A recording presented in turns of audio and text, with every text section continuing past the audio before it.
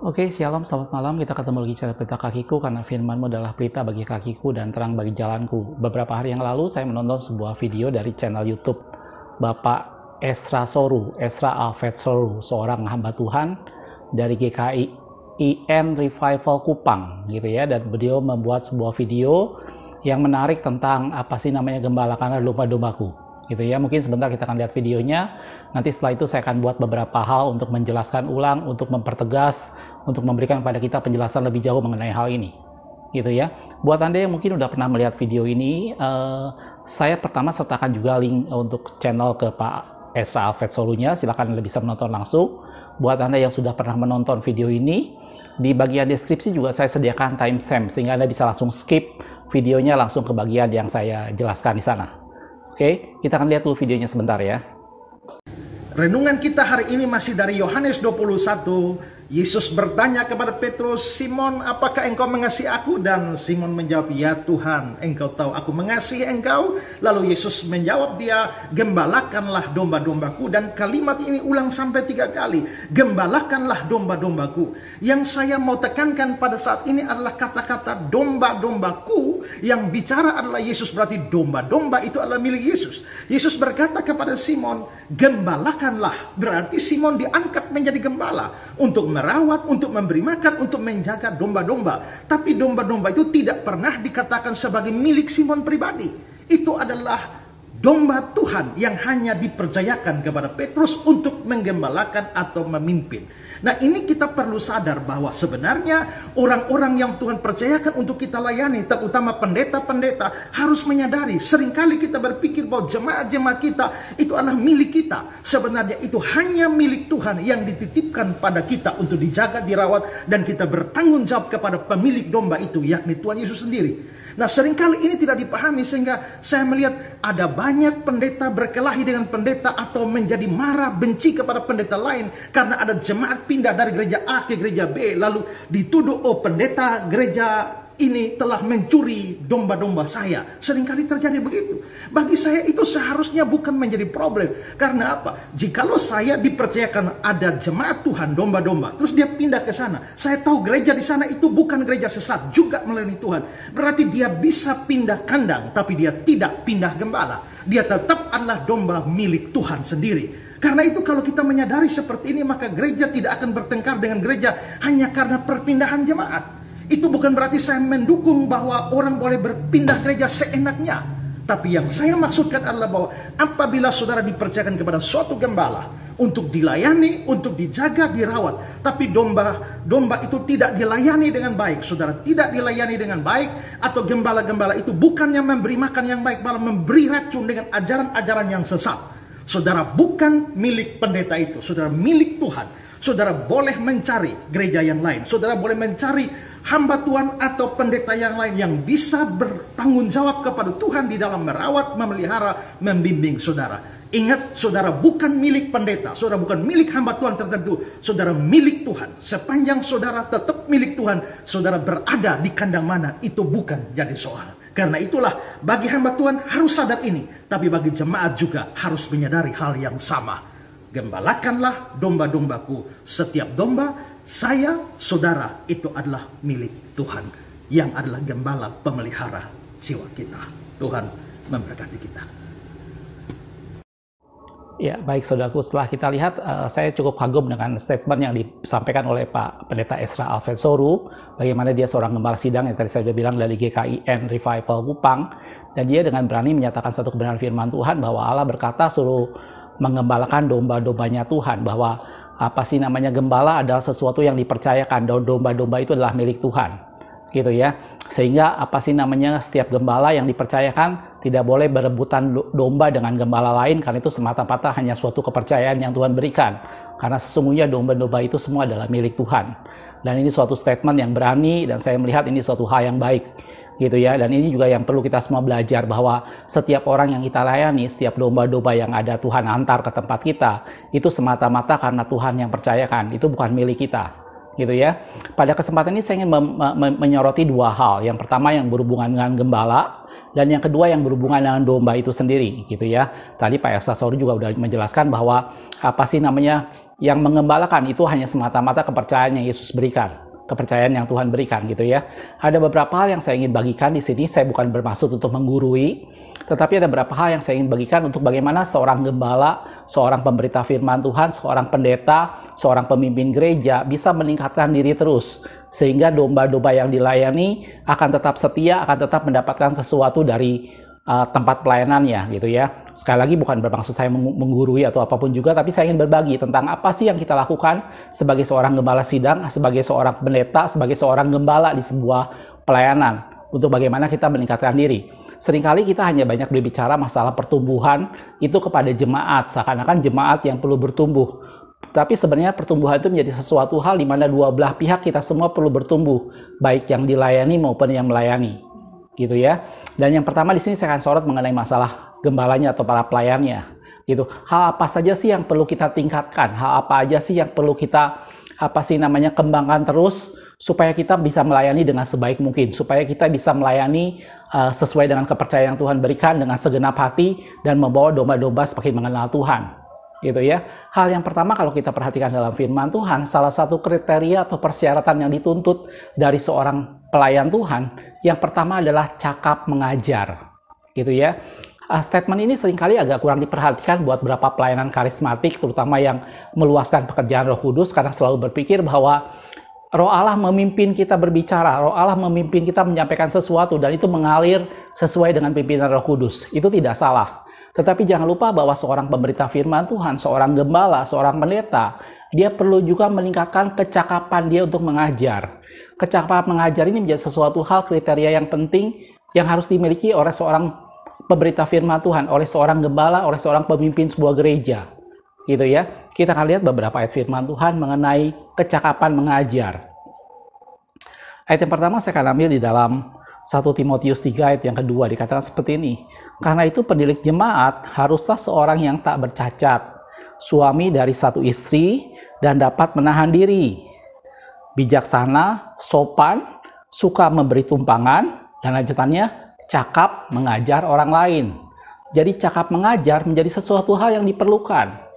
Gitu ya. Beberapa lama ini selama masa COVID seperti ini banyak webinar, subinar, tetapi saya jarang sekali menemukan ada webinar atau seminar yang menceritakan tentang public speaking, yang mengajarkan tentang bagaimana berbicara di depan banyak orang. Itu padahal untuk seorang pelayan Tuhan, untuk seorang pembawa firman Tuhan, kecakapan mengajar itu sesuatu yang diperlukan. Dan tadi kata firman Tuhan, salah satu syarat pendidik jemaat adalah dia harus cakap mengajar. Oke, ayat yang lain dalam 2 Timotius 2 ayat 2 dikatakan seperti ini. Dan apa yang kau dengar daripadaku di depan banyak saksi, percayakanlah itu kepada orang-orang yang dapat dipercayai. Lanjutannya, yang juga cakap mengajar orang lain. Jelas, saudaraku? Jadi kecakapan mengajar itu sesuatu yang kita harus belajar, sesuatu yang kita harus meningkatkan diri terus. Karena itu tadi di awal saya udah bilang bahwa pertumbuhan itu bukan hanya untuk jemaat. Pertumbuhan bukan hanya untuk domba-domba, para pelayanan Tuhan, para hamba-hamba Tuhan, para pendeta, dan para pemimpin gereja, kita semua harus bertumbuh. Gitu. Kita harus meningkatkan diri, bertumbuh menuju kepada Allah dalam segala hal. Dan salah satunya adalah kita meningkatkan kemampuan kecakapan kita mengajar. Bukan berarti saya mengabaikan pimpinan Roh Kudus ya. Bukan berarti saya mengabaikan ilham Roh Kudus yang memimpin kita berbicara. Tidak. Gitu ya. Kita semua percaya bahwa Allah memberikan kata-kata, Allah mengajar kita untuk menyampaikan apa yang harus diberitakan. Betul. Tapi jangan lupa bahwa kita butuh kecakapan mengajar yang kita harus latih, yang kita harus belajar, dan kita harus terus meningkatkan diri. Gitu ya. Ayat yang lain, dalam 2 Timotius 2 ayat 24 dikatakan seperti ini. Sedangkan seorang hamba Tuhan tidak boleh bertengkar, tetapi harus sama terhadap semua orang. Dia tidak boleh bertengkar, dia harus sama terhadap semua orang. Lanjutannya, dia harus cakap mengajar. Paulus sekali lagi menekankan dia harus cakap mengajar. Jadi kecakapan mengajar itu perlu. Karena dengan kecakapan mengajar, kita bisa membawa orang pada satu pengertian tentang Kristus. Dengan kecakapan mengajar, kita bisa membuat orang akhirnya mengerti firman Tuhan. Gitu. Karena itu diperlukan. Gitu ya. Dan ini yang perlu kita harus banyak belajar. Gitu ya. Dalam Roma 2 ayat 21 dikatakan, jadi bagaimanakah engkau yang mengajar orang lain, tidakkah engkau mengajar dirimu sendiri? Tentunya setelah kita punya kecakapan mengajar, jangan lupa, kita semua juga harus mempraktekkan itu semua, mengajar diri kita sendiri, gitu ya. Engkau yang mengajar jangan mencuri, mengapa engkau sendiri mencuri? Oke, itu yang pertama. Jadi yang pertama tentang untuk pemimpin gereja, pemberita-pemberita firman Tuhan, gembala-gembala sidang, dan orang-orang yang Tuhan percayakan untuk menggembalakan. Yang pertama adalah kita harus meningkatkan kemampuan kita dalam hal mengajar. Tingkatkan kecakapan kita mengajar, karena itu yang diperlukan. Gitu ya. Yang kedua, dalam firman Tuhan dikatakan kita harus mengawasi ajaran kita. Kita akan lihat satu ayat dalam 1 Timotius 4 ayat ke-16 dikatakan, awasilah dirimu sendiri dan awasilah ajaranmu. Bertekunlah dalam semuanya itu. Kita harus bertekun melakukan itu. Kita harus terus mengawasi diri kita dan kita harus terus mengawasi ajaran kita. Kita lakukan itu dengan bertekun, dikatakan seperti itu. Karena dengan demikian engkau menyelamatkan dirimu dan semua orang yang mendengarkan engkau. Yang kedua yang kita harus perhatikan adalah kita harus mengawasi ajaran yang kita sampaikan. Seorang pemberita firman Tuhan harus punya waktu setelah dia menyampaikan firman Tuhan, dia diam sebentar, beberapa saat setelah itu dia memikirkan apa yang sudah dia sampaikan. Gitu ya. Dan saat-saat seperti ini, pada saat banyak orang menyampaikan firman Tuhan melalui online, ini sebenarnya menjadi sesuatu hal yang baik di mana orang bisa menonton ulang firman Tuhan yang barusan dia sampaikan. Dan itu bisa menjadi sarana bagaimana dia mengawasi ajarannya. Dalam salah satu video yang setahun yang lalu saya buat mengenai Holy Spirit taught me how to preach the gospel, Roh Kudus mengajar saya memberitakan firman Tuhan, ada 4 hal di sana yang saya tekankan. Yang pertama adalah kita harus memberitakan tentang Yesus. Yang kedua, kita harus membuat orang mengerti kitab suci. Dan yang ketiga adalah Injil yang kau beritakan bukan Injil manusia. Dan bukan manusia yang mengajarkannya kepadaku. Kita harus terima sendiri dari Allah. Dan yang keempat dikatakan bahwa segala yang kusampaikan bukan dengan keyakinan kata-kata hikmat manusia, tetapi keyakinan akan kekuatan roh. Dan pada saat kita mengawasi ajaran kita, paling tidak 2 hal yang pertama kita harus perhatikan. Apakah dengan apa yang kita sampaikan membuat orang semakin mengenal Kristus? Dan yang kedua, apakah dengan yang semua yang kita sampaikan itu membuat orang semakin mengerti kitab suci? 2 hal ini penting, saudaraku. Gitu ya. Setiap kali kita semua menyampaikan firman Tuhan, jangan lupa setelahnya kita renungkan, kita periksa ulang. Apakah setelah orang mendengar ini membuat orang mengerti kitab suci? Dan apakah setelah orang mendengar ini membuat dia semakin mengenal siapa Kristus? Gitu ya. Jadi ini hal yang kedua tentang untuk para gembala sidang, untuk para pemimpin gereja. Yang pertama, tingkatkan kecakapan mengajar. Yang kedua, awasi ajaran kita. Pastikan kalau kita menyampaikan sesuatu yang membawa orang semakin mengenal Kristus. Pastikan bahwa apa yang kita sampaikan membuat orang semakin mengerti kitab suci. Gitu ya. Itu yang kedua. Dan yang ketiga, kata firman Tuhan adalah menyatakan kebenaran. Kita akan lihat ayatnya. Di dalam 2 Korintus 4 ayat yang kedua, dibilang seperti ini. Tetapi kami menolak segala perbuatan tersembunyi yang memalukan. Kami tidak berlaku licik dan tidak memalsukan firman Tuhan. Hati-hati, Paulus bilang kami tidak memalsukan firman Tuhan. Tidak boleh ada tindakan-tindakan atau upaya-upaya memanipulasi atau memalsukan firman Tuhan demi kepentingan kita. Itu penting, saudaraku. Gitu ya. Dan Paulus bilang kami tidak memalsukan firman Tuhan. Dia bilang sebaliknya kami menyatakan kebenaran, sampaikan apa yang benar, sampaikan kebenaran yang sesungguhnya. Dan dengan demikian, lanjutannya yang penting, kami menyerahkan diri kami untuk dipertimbangkan oleh semua orang di hadapan Allah. Tidak ada pemberitaan yang harus sembunyi-sembunyi, tidak ada pemberitaan yang sengaja ditutup-tutupi, tetapi semuanya harus dinyatakan dengan terang benderang, dinyatakan kebenaran, dan dengan demikian semua orang bisa mempertimbangkan semuanya di hadapan Allah.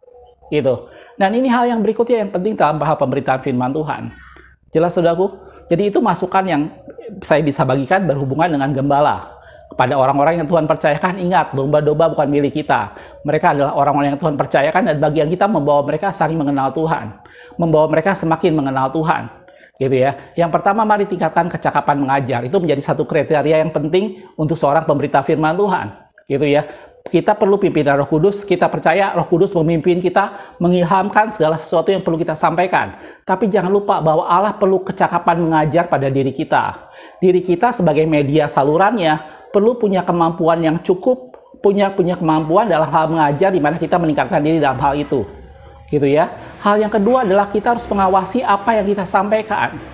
Ambil waktu, renungkan sesaat setelah Anda menyampaikan sesuatu, ambil waktu untuk menguji ulang, untuk memeriksa apa yang sudah kita sampaikan. Jangan sampai di sana kita memasukkan firman Tuhan, jangan sampai di sana kita memasukkan niat-niat tersembunyi dengan memanfaatkan firman Tuhan. Gitu ya. Pastikan bahwa apa yang kita sampaikan membuat orang semakin mengenal Kristus dan membuat orang semakin mengerti kitab suci. Gitu ya. Dan yang ketiga adalah menyatakan kebenaran. Sampaikan apa yang benar, bukan menyatakan apa yang salah. Ngerti maksud saya? Ada banyak orang sekarang hanya pintar menunjuk pada orang lain tentang sesuatu hal yang salah dia lakukan.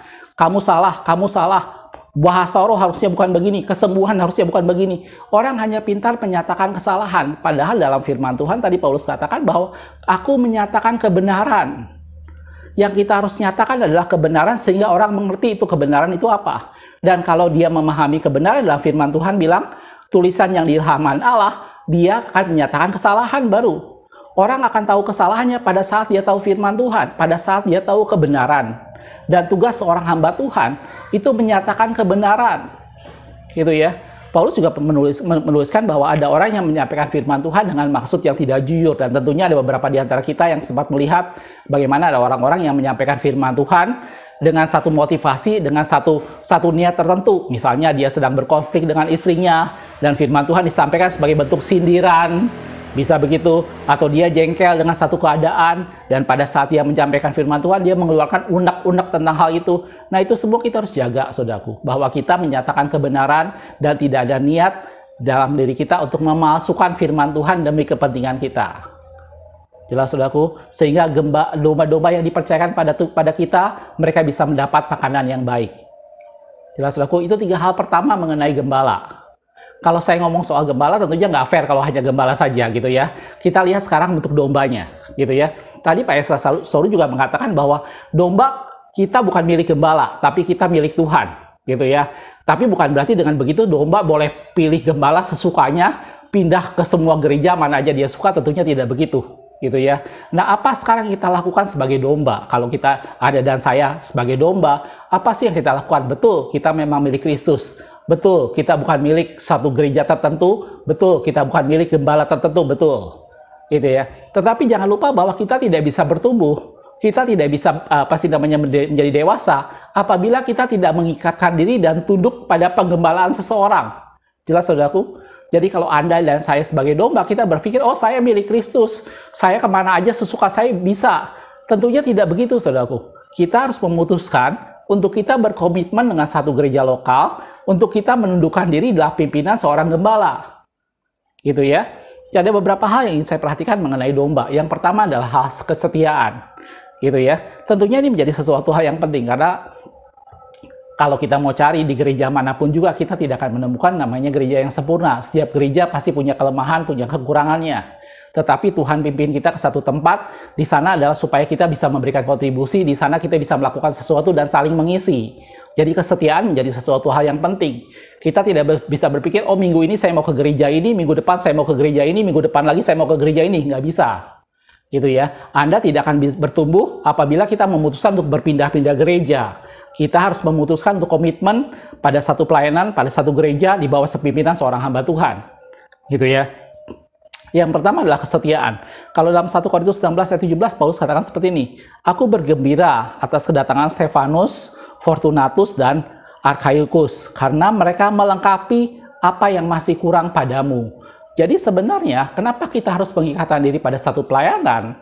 Kenapa kita harus mengikatkan diri pada satu gereja lokal? Salah satu tujuannya adalah kita supaya saling melengkapi. Tadi saya sudah bilang, kita tidak akan menemukan di gereja manapun yang semuanya sudah sempurna. Pasti di setiap gereja ada kekurangannya dan ada kelebihannya. Tapi di sana kita harus memutuskan untuk terikat dengan salah satu pelayanan. Kita harus memutuskan untuk mengikuti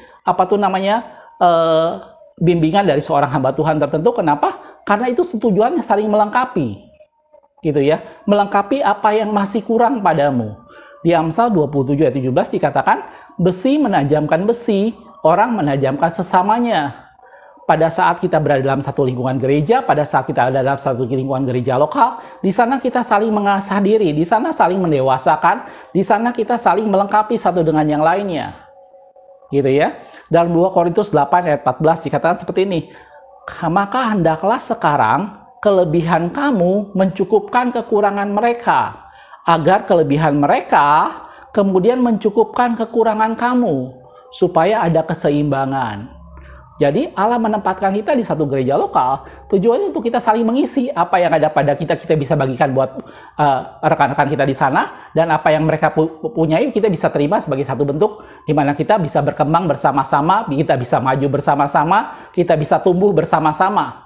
Gitu ya. Itu yang pertama. Jadi kita tidak bisa berkata, oh karena saya domba milik Allah, maka saya akan pindah sesukanya. Tidak bisa seperti itu. Anda harus memutuskan untuk terikat dan ada pada sebuah gereja lokal. Jelas? Supaya kita saling mengisi, saling melengkapi, saling menajamkan. Gitu. Dan kelebihan yang satu menutupi kekurangan yang lain. Itu yang pertama. Terus yang kedua adalah, yang kita harus lakukan sebagai domba adalah kita tentunya belajar meneladani pemimpin-pemimpin atau gembala-gembala yang sudah melayani di sana. Gitu ya. Dalam 1 Korintus 11 ayat yang pertama dikatakan Paulus seperti ini. Jadilah pengikutku sama seperti aku juga menjadi pengikut Kristus. Bagian kita adalah belajar. Bagian kita sebagai domba adalah meneladani orang-orang yang sudah melayani Tuhan, melihat contoh yang baik dari mereka dan kita belajar dari sana. Gitu ya. Dan Paulus tadi katakan, jadilah pengikutku sama seperti aku menjadi pengikut Kristus. Gitu ya. Dalam 2 Timotius 3 ayat 10 dikatakan, tetapi engkau telah mengikuti ajaranku, itu kata Paulus kepada Timotius, cara hidupku, pendirianku, imanku, kesabaranku, kasihku, dan ketekunanku. Mari belajar. Kita ada dalam satu gereja lokal, kita bisa belajar dari orang-orang yang lebih dahulu, kita bisa belajar dari pemimpin gereja, kita bisa belajar meneladani apa yang mereka lakukan, dan kita bisa belajar semua dari sana, dan kita akan maju dan berkembang. Jelas, saudaraku, itu yang harus dilakukan oleh domba. Jadi kita tidak boleh berpikir, saya bebas melakukan kemana saja, tidak. Tundukkan diri kita, ada kita terikat dengan satu pelayanan gereja lokal. Jelas? Itu yang kedua. Dan yang ketiga adalah kata firman Tuhan adalah, tugas kita adalah mendoakan pemimpin-pemimpin gereja. Gitu ya. Kalau kita lihat dalam 2 Tesalonika 3 ayat yang pertama, selanjutnya saudara-saudara berdoalah untuk kami, Paulus bilang, supaya firman Tuhan beroleh kemajuan dan dimuliakan. Sama seperti yang terjadi di antara kamu. Kita harus berdoa buat pemimpin gereja, kita harus berdoa buat orang-orang yang melayani firman Tuhan, supaya firman Tuhan menjadi maju dan berkembang. Jelas, saudaraku? Jadi domba tidak hanya sekedar menuntut, oh saya suka dengan pendeta ini, saya tidak suka dengan pendeta ini, saya suka dengan gereja ini, saya tidak suka dengan gereja ini. Kita tidak bisa seperti itu. Justru pada saat kita melihat kekurangan seorang pemimpin gereja, pada saat kita melihat kekurangan seorang gembala, itulah bagian kita berdoa bagi orang itu. Itulah bagian kita untuk berdoa bagi pemimpin gereja. Gitu, di mana Tuhan tempatkan kita berdoa dukung supaya pelayanan firman Tuhan di sana menjadi maju dengan cara kita mendoakan mereka. Gitu ya. Dalam Ibrani 13 ayat yang ke-18 dikatakan, berdoalah terus untuk kami. Paulus tidak malu-malu, Paulus tidak segan-segan berkata pada jemaat yang dia layani untuk berdoa. Dukung kami dalam doa. Gitu ya. Sebab kami yakin bahwa hati nurani kami adalah baik. Karena dalam segala hal kami menginginkan sesuatu hidup yang baik. Jelas, saudaraku? Jadi ini ada 3 hal untuk gembala dan ada 3 hal untuk domba. Untuk gembala, mari tingkatkan kecakapan mengajar. Tingkatkan terus kecakapan mengajar sehingga orang bisa dipimpin dan mengenal Tuhan. Yang kedua, awasi apa yang disampaikan. Awasi ajaranmu. Pastikan kalau ajaran itu membawa orang semakin mengenal Kristus. Pastikan kalau ajaran itu membuat orang semakin mengerti kitab suci. Dan yang ketiga, nyatakan kebenaran.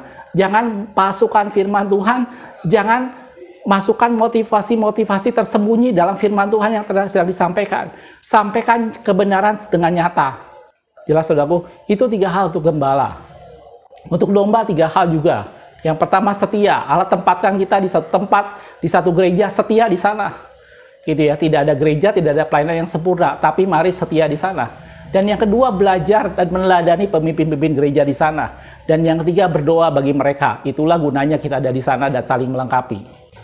Jelas, saudaraku? Mudah-mudahan video ini bisa melengkapi penjelasan apa sih namanya PSA Soru tadi mengenai gembala dan domba-dombaku. Makasih sudah menonton, tetap setia dimanapun Allah menempatkan Anda, dan mari bertumbuh bersama-sama. Gitu ya, tadi saya sudah bilang, bertumbuh itu bukan hanya untuk gembala, bukan hanya untuk jemaat, tapi juga untuk gembala. Kita semua, pemimpin gereja maupun jemaat atau siapapun juga, mari kita bersama-sama bertumbuh ke segala arah menuju Kristus. Jelas saudaraku, makasih sudah menonton. Tuhan Yesus memberkati.